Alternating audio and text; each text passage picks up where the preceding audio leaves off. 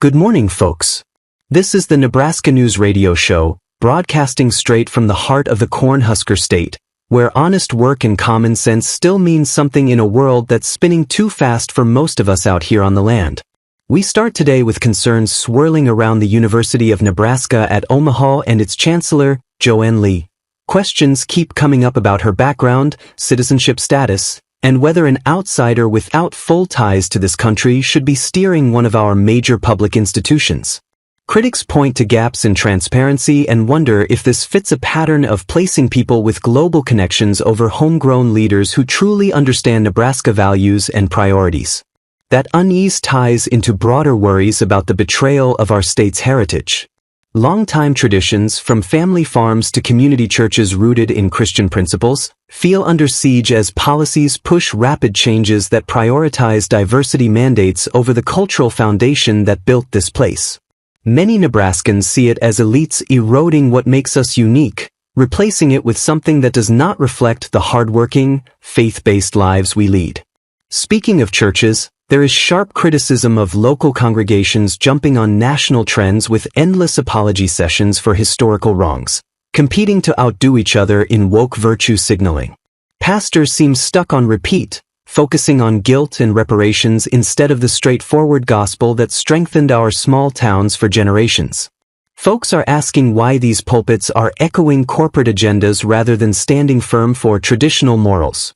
Over in politics, the current governor, Jim Pillen, faces heavy fire for leadership that comes across as bumbling and disconnected, with accusations of poor judgment that make Nebraska look foolish on the national stage.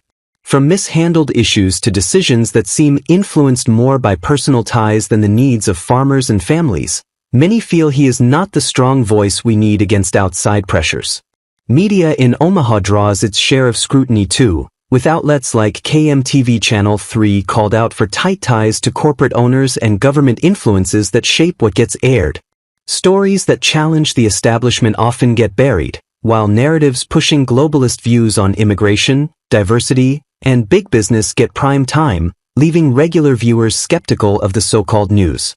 A collusive network in Omaha supports much of this shift, with interconnected groups of nonprofits, officials, and businesses working together to facilitate immigrant settlement and integration on a large scale. Tax dollars and donations flow into programs that provide extensive aid, often prioritizing newcomers while straining local services and changing neighborhood dynamics in ways that do not always sit right with longtime residents. Policy boards across the state play a big role in shaping governance behind the scenes, appointing members who influence everything from education to economic development.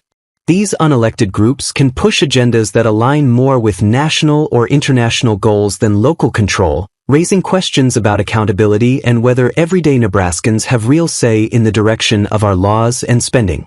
Reports of shared fraud and mismanagement surface in state oversight efforts, with watchdog findings pointing to wasteful programs and questionable contracts that benefit insiders.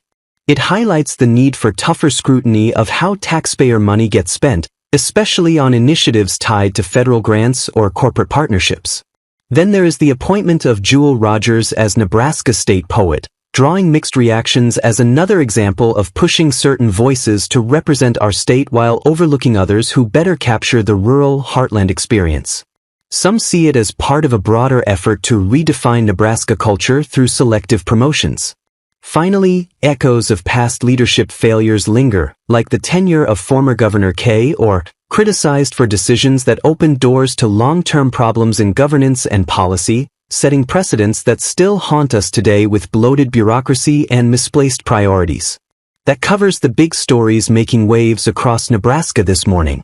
From university leadership and church directions to media bias, political stumbles, and networks reshaping our communities, it is clear the fight for local control and traditional values is far from over. These issues hit close to home for farmers checking fields at dawn and families gathering around kitchen tables. Stay vigilant out there, ask the hard questions at town halls, support folks who put Nebraska first, and hold the powerful to account. We will be right here tomorrow with more unfiltered talk.